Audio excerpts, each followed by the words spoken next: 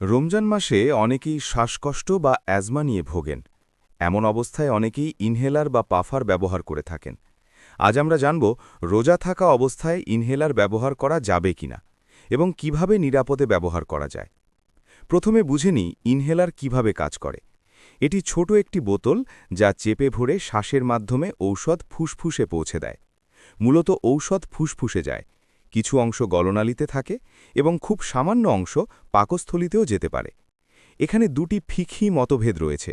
প্রথম মত, অনেক আধুনিক আলেম বলেন ইনহেলার ব্যবহারে রোজা ভাঙবে না, কারণ যে সামান্য অংশ পাকস্থলিতে যায় তা অতি ক্ষুদ্র, যেমন কুলি বা নাক দিয়ে সামান্য পানি পাকস্থলিতে গেলে রোজা ভাঙে না।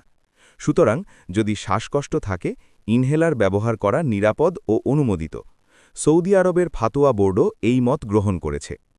দ্বিতীয় মত, কিছু আলেম যেমন মুহাম্মদ তাকিউদ্দিন উসমানী ও ড ওয়াহবা জুহাইলি বলেন ইনহেলার ব্যবহারে রোজা ভঙ্গ হবে, কারণ সামান্য হলেও ঔষধ পাকস্থলিতে পৌঁছায়।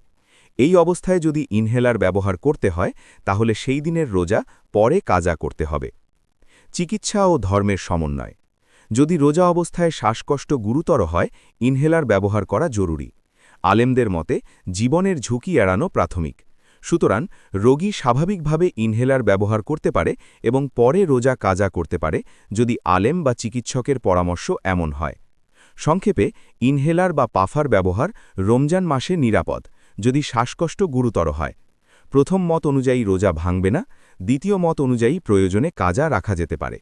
সবথেকে গুরুত্বপূর্ণ হল স্বাস্থ্য ও জীবন রক্ষা করা। আসসালামু আলাইকুম ওয়া রহমাতুল্লাহি ওয়া বারাকাতুহু।